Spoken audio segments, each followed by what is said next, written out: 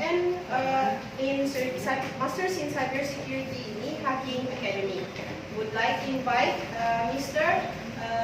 Arnold Escarara, also the head section of Victo ICT Network and Security Management section.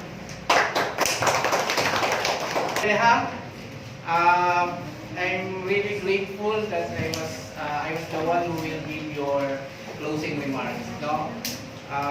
Some of you here, I think na-interview ko yata on the first day. No, may mga ibang nakausap din ako sa inyo, so nagtanong-tanong din ako. Hindi ho madali yung pinagdadaanan ko ninyo. So, at least kahit papaano nakapag-isip ako na hindi namin kayo pwedeng iwanan. Nakakaiyak man, nakakaano ng loob na may mga kapatid ko tayo sa Bangsamoro na ganito pa yung sitwasyon. No? So, itong programa ni Chief Minister Ahod Ibrahim sa pangunguna po ni Director Jonathan Mantikayan ng Victo. So, kami po ay nagpapasalamat, lalong-lalo na po sa inyo lahat, sa ating resource person na si Sir John G. At ang ating another resource person na si Ma'am Fatima Dalundong.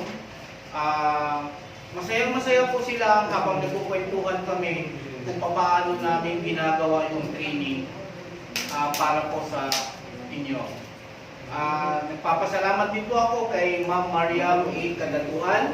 Ay Ma'am, siya po yung founder and president ng League of Bangsamoro Islamic Advocate Association. So, hindi ho kami magsasawa na turuan kayo, hindi ho kami magsasawa na tanggapin kayo dito sa Victo, sa BARB, at hindi po kami magsasawa anytime po na lalapit kayo sa amin kung ano po yung mga trainings na kailangan namin ma-train sa inyo, na maibahagi namin sa inyo.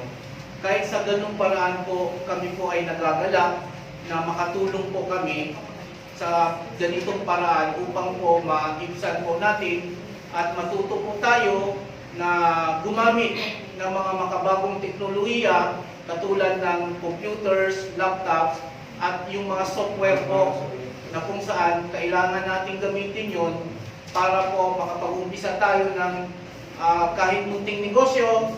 At aside sa negosyo, ito po kasi yung mga requirements natin pag naghahanap tayo ng trabaho. So, masayang-masaya po kami sa Victo na ito yung first batch, right? Second batch.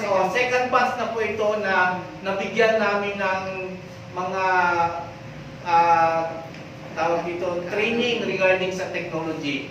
So, hindi ko na po patatagalin.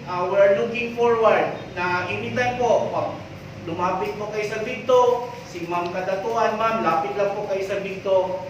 Hindi po namin kayo pababayaan, Ma'am, kung ano po yung training na gusto ninyo na magagamit po ninyo sa inyong buhay, sa hanap buhay, at sa patuloy po natin na pagsisikap na maitaguyod po natin yung ating pamilya. So, maraming salamat po in behalf po ni Director Jonathan Mantikayan.